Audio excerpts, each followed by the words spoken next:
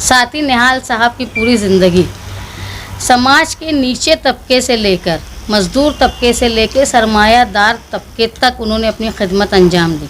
साथी निहाल अहमद साहब के पास अगर कोई आता था तो वो ये बोलते थे कि उसका कागज़ लाए हो क्या, उनका बोलने का स्टाइल था। तो बोलते थे कागज़ नहीं लाए, तो साहब एक जुमला बोलते थे, देखो ज़बानी चलता है अल्लाह के यहाँ, कागज़ दुनिया में कागज़ चलता है। तो उनके हमेशा से इस बात पर तवज्जो रहती थी कि लोगों के कागजात वो मजबूत रहना चाहिए। जैसे आज लोग महसूस कर रहे हैं एनआरसी और सीए के आने के बाद कि हमको हमारे डॉक्यूमेंट्स मजबूत करना है, लेकिन उस ज़माने में साथी निहाल अहमद साहब के वर्कर सोशलिस्ट पार्टी से लेके जनता दल तक अगर किसी के यहाँ बच्चा हो जाता था, पैदा हो जाता था, तो वो कारपोरेटर और मेंबर जो काउंसलर रहते थे वो जाकर नोंदनी किया करते थे। यहाँ तक कि राशन कार्ड का काम पूरे ज़ोर शोर से जनता दल ऑफिस से चला करता था निहाल साहब की निगरानी में। उसके बाद 65 साल की उम्र के लोगों का वजीफ़ा, बेवाओं का वजीफ़ा, ऐसे तमाम कागजात और वोटर लिस्ट में नाम को इंदराज करने का काम मुसलसल जनता दल ऑफिस में निहाल साहब की जिम्मेदारी ख़ास निगरानी पर चलता था। यहाँ तक कि साहब जगह जगह शहर के मुख्तलिफ़ हिस्से में मीटिंग लेके लोगों को ये कहते थे कि तुम अपना नाम वोटर लिस्ट में लाओ। असल में मालेगांव शहर ऐसा है जहाँ दूसरे शहरों से आकर लोग बसे हैं, चाहे वो यूपी हो, खानदेश हो, हैदराबाद हो, या ये 2001 के फसाद के बाद से गुजरात की भी बड़ी तादाद में लोग मालेगांव में आए। तो साथी निहाल अहमद साहब का ये मकसद था कि उनको मालेगांव की शहरियत और हिंदुस्तान की शहरियत कायम रहे। इसकी कोशिश वो उस वक्त किया करते थे जब एनआरसी सीए का कोई नामो निशान नहीं था। जब बीजेपी सत्ता में आएंगे ये कोई सोच नहीं सकता था। तो हम ये मानते हैं कि साथी निहाल अहमद साहब इतने दूरअंदेश लीडर थे कि ये सारे हालात जो आज आ रहे हैं उनके इंतकाल के बाद, ये उसका अंदाज़ा साथी निहाल अहमद साहब पहले ही करके लोगों को कहते थे अपने कागजात, अपनी शहरियत को मजबूत रखो। 2019 का इलेक्शन हुआ, उसमें शेख आसिफ साहब इलेक्शन हारे और उन्होंने वोटर लिस्ट में जो भी नाम निकाला कि ये उनका कहना था कि 30 से 35 हज़ार या उससे ज़ायद लोग, उनकी वोट डबल है, उनका एड्रेस ऐसा है वैसा, ये सब कर कर उन्होंने कोशिश की कि उनका ऐसी सोच थी कि ये सारी वोट जो है ये मुफ्ती साहब को मिली है, इसलिए उन्होंने अपने ज़ाती मुफाद के लिए, ज़ाती दुश्मनी के लिए ऐसे भी लोगों की वोट को काट दिया जो मालेगांव शहर में थे। आप कल देखेंगे कि हम लोग जब इलेक्शन के दिन घूम रहे थे तो कई लोग ऐसे थे जो जिंदा थे, उनके आगे मृत्यु लिखा हुआ था और डिलीटेड थी। तो मैं ये बोलती हूँ कि ये कौन से कौम के हमदर्द हैं जो अपने इलेक्शन हारने की ज़िद पर और अपने इलेक्शन हारने के गुस्से में ये भूल गए कि एनआरसी लागू है।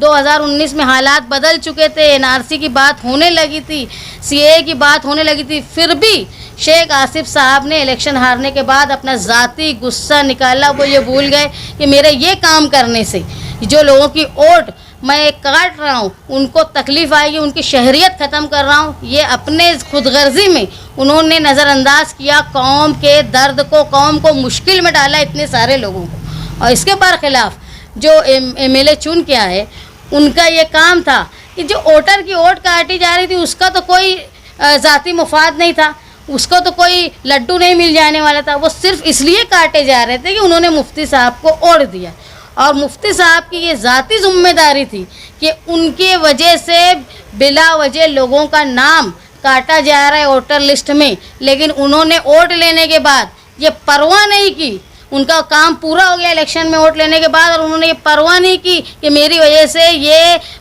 30,000 35,000 लोगों की शहरियत ख़तरे में आ गई है। वो ख्वाब व खरगोश में रहे, उन्होंने कभी निगरानी नहीं की कि मेरी वजह से लोगों का नुकसान हो रहा है, और वो नज़रअंदाज करते रहे। और आज ये हाल हो गया है कि जो ज़िंदा हैं उनको मृत्यु लिखा गया, जो लोग शहर में आबाद हैं उनका वोटर लिस्ट में नाम नहीं है। हमारे अंदाजे के मुताबिक, जैसे मुस्तकीम ने कहा, कि 40,000 लोग अपनी शहरियत से महरूम रह गए। इनको महरूम करने में शेख आसिफ इलेक्शन हारने के बाद इनकी खुदगर्जी और मुफ्ती साहब की चुन के आने के बाद अपना मतलब निकल जाने के बाद उन्होंने अपने वोटरों को ऐसे ही छोड़ दिया, ये जानते हुए कि एनआरसी और सीए की मुसीबत मुसलमानों पे हावी है। इसके बावजूद उन्होंने कोताही की या अपना मतलब निकल देने के बाद, जैसा कि हर किसी के साथ वो करते आए कि अपना काम जब हो जाता है तो वो लोगों को नज़रअंदाज करते। ये दोनों लीडरान आप लोग महसूस करो और सोचो कि ये अपने फ़ायदे और अपने नुकसान के लिए शहर के 40,000 लोगों की शहरियत को ख़तरे में डाल दिया। ये इतनी खुदगर्जी है, वो ये भूल गए कि चलो वो भले ही मुफ्ती साहब को वोट दे दिए हो, लेकिन है तो यार अपने कौम के लोग ना, इनको तकलीफ़ होगी, एनआरसी में इनको जवाबदेही बढ़ जाएगी, इनकी शहरियत ख़तरे में आ जाएगी। लेकिन इन्होंने अपने ज़ाती मुफाद के लिए उनका वोट कटवाया। और मुफ्ती साहब की जैसा रिकॉर्ड रहा है कि वो हमेशा अपना मतलब पूरा होने के बाद उन्होंने ये भी नहीं सोचा कि ये लोग सिर्फ मेरी वजह से परेशान है क्योंकि मुझको वोट दी। तो ये मैं मानती हूँ, ऐसा जो शहर के 40,000 लोगों की शहरियत ख़तरे में डालते हैं, ये न सिर्फ उन 40,000 लोगों के गुनहगार है, बल्कि ये पूरे कौम के गुनहगार है कि ना इन्होंने बचाने की कोशिश की, अपना मुफाद अपनी खुदगर्जी पे दोनों हावी रहे और उन्होंने 40,000 लोगों का नुकसान किया। खैर, अब जो हुआ इसके बाद हम लोगों ने ये तय किया है कि साथी निहाल अहमद साहब का जो रिवाज रहा है कि वो लोगों के मामलात में लोगों को तकलीफ़ें कम हो, सरकारी दरबारी काम में मददगार साबित हो।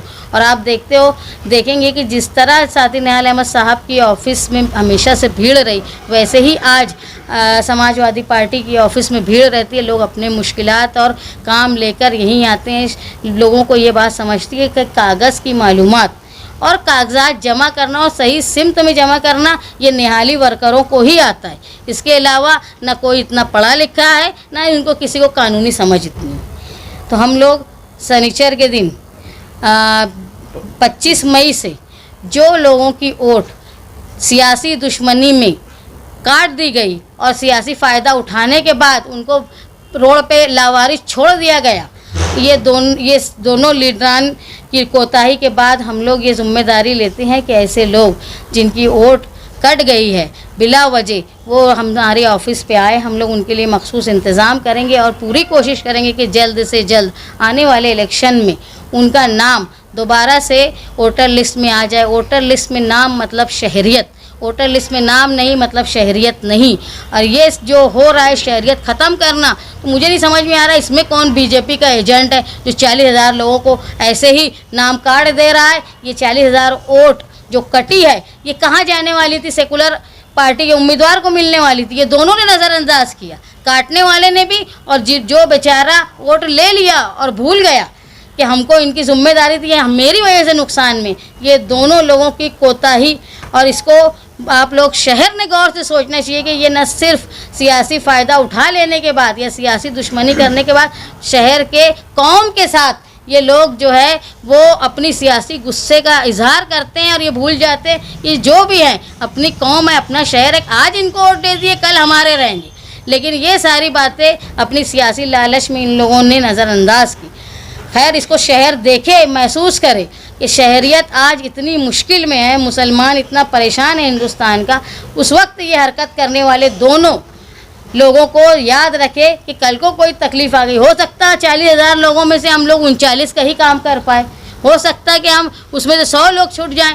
वो 100 लोगों का जिम्मेदार कौन होगा? इसलिए ज़रूरी है वो तमाम लोग जिनके वोटर लिस्ट में नाम काटा गया है वो समाजवादी ऑफिस राब्ता शान हिंद राब्ता ऑफिस आगरा रोड पर आकर अपनी वोट और अपने कागजात को जमा करवाएं। वो हमसे राब्ता कायम करें, हम उनको बताएंगे कि भाई किस तरह वोट बढ़ेगी, पूरी हम कोशिश करेंगे। और जो नए वोटर हैं जिनकी उम्र 18 साल हो चुकी है और उन्होंने अपने नाम का इंदराज नहीं करवाया है और जिनकी एक जगह से दूसरी जगह ट्रांसफ़र होने से वोट कट गई है या उनको ट्रांसफ़र करना है, तो वो सारे ऐसे लोग समाजवादी पार्टी की ऑफिस पर आए।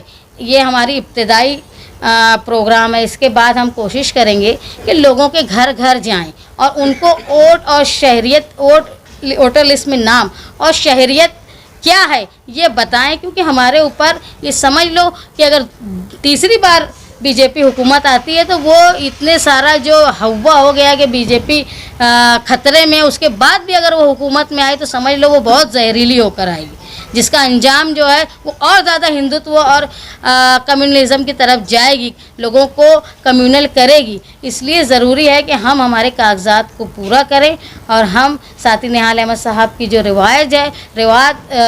रिवायत है उसको कायम रखेंगे। मालेगांव शहर में वो किसी भी पार्टी का वोटर हो, चाहे वो हमारे ख़िलाफ़ का हो, हमारा साथी हो या किसी का भी साथी हो, मालेगांव शहर की आवाम सबसे अव्वल है, सियासी फ़ायदा 2 नंबर पर।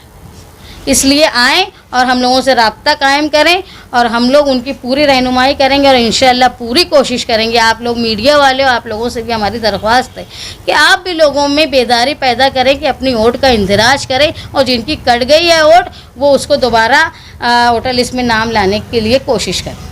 पूरे शहर की जो प्रेस कॉन्फ्रेंस लीग थी आसिफ शेख साहब ने अपने इलेक्शन हारने के बाद, तो उनका ये कहना था कि पूरे शहर के मुख्तलिफ इलाकों से वोट बढ़ाई गई है और वो वोट बोगस है। ये चक्कर में मैं ये मानती हूँ आसिफ साहब की इस हरकत से फ़िरका परस्तों को बीजेपी को मौका मिला ये बोलने का। आप तो ये समझ लोगे उस वक्त वो राणे के बच्चे नहीं थे, नहीं तो वो भी आ जाते बोलने के मालेगांव में मुसलमान जो है वो एक आदमी 4-4 वोट झूठा वोटर है। इनकी इस हरकत से उनको फ़रोग मिलता। और दूसरी तरफ मुफ्ती साहब, जो लोग उनकी वजह से परेशान हैं, सिर्फ उनका गुनाह ये था लोगों का कि वो मुफ्ती साहब के वोटर है, वो उनको बचाने की कोशिश नहीं की है। ये सिर्फ सियासी आदमी नहीं, ये अगर उनको मिल्लत का दर्द होता तो वो ये सोचते कि यार आज NRC का मामला है, CAA का मामला है, कहीं मुझे वोट देने की वजह से ये लोग मुसीबत में न फंस जाए। लेकिन वो भी उन्होंने किसी तरह, वो सिर्फ माइक में बोलते हैं कौम और मिल्लत की बात, लेकिन कहीं अंजाम नहीं देते, कहीं उनका अमली तौर पे कोई काम नज़र नहीं आता। मुफ्ती साहब को आमदार बनाने में आप लोगों का भी साथ रहा है, पूरे शहर में देखा। जब वोट काटी जा रही थी उन्होंने कुछ नहीं किया तो आप लोग उस वक्त साथ में थे, आपने क्या किया था? उस वक्त सबसे पहले जब वोट काटी जा रही थी तो सबसे पहले प्रांत ऑफिस पर मुफ्ती साहब को ले जाने वाला आदमी मैं ही हूँ, जो उनको लेकर गया, वहाँ प्रांत साहब से बात करवाया कि ये सब सियासी दुश्मनी में काटी जा रही है मुफ्ती साहब, तुम उस पर ध्यान दो। और प्रांत से पूरी बातचीत करने के बाद वो मुझे बोले कि यार अपने जो है अपने उस वक्त उनके पास वो संपर्क था कि अपने संपर्क कार्यालय से कामकाज अच्छे ढंग से शुरू करेंगे, मगर उसके बाद उन्होंने शुरू नहीं किया क्योंकि लेकिन हम लोगों ने हमारी राब्ता ऑफिस, जो पहले जनता दल राब्ता ऑफिस थी और उसके बाद समाजवादी की राब्ता ऑफिस से हम लोग मुसलसल नए वोटरों का नाम वोटर लिस्ट में इंदिराज का काम कर रहे हैं और जो ट्रांसफ़र के लिए भी बोल रहे हैं, लेकिन लोगों में बेदारी नहीं थी। बेदारी क्योंकि कोई बीच में इलेक्शन नहीं आया। अब ये इलेक्शन आया तो लोगों को ये समझा कि हमारी वोट कट गई। ये सियासी दबदबे की कमी थी कि वो इलेक्शन हारने के बाद भी उन्होंने वोट को कटवा दिया और ये इलेक्शन जीतने के बाद भी बचा नहीं पाए। मुझे ये लगता है कि ऐसे लोग, इनकी दुश्मनी की वजह से मौका मिला बीजेपी को 40,000 लोगों की वोट काटने का मौका मिला। ये दोनों एजेंट का काम कर रहे हैं।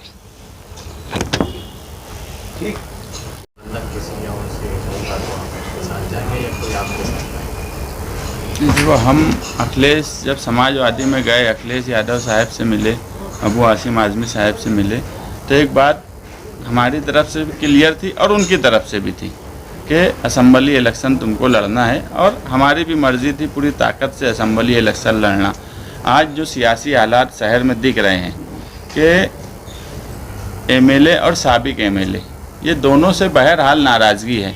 इसका सबूत था फतेह मैदान का जलसा, कि जो लोगों के गुमान में नहीं था कि फतेह मैदान में इतना कामयाब जलसा होगा, तो ये कहीं ना कहीं इन दोनों की नाराज़गी है। और हमको पूरा यकीन है कि शहर में पीछे 25 साल 99 के बाद से आज 25 साल होने पे आया है, वो 25 साल की तारीख भी जल्द ही आने वाली है। तो इन 25 सालों में शहर में ना डेवलपमेंट का जैसा काम होना चाहिए था वैसा हुआ, और शहर का जो दबदबा था वो ख़त्म होता चला गया। इसलिए आने वाले वक्त में शहरी भी ये चाहता है कि कोई तीसरा आदमी नुमाइंदगी करे, और वो तीसरा आदमी इंशाअल्लाह समाजवादी पार्टी से रहेगा।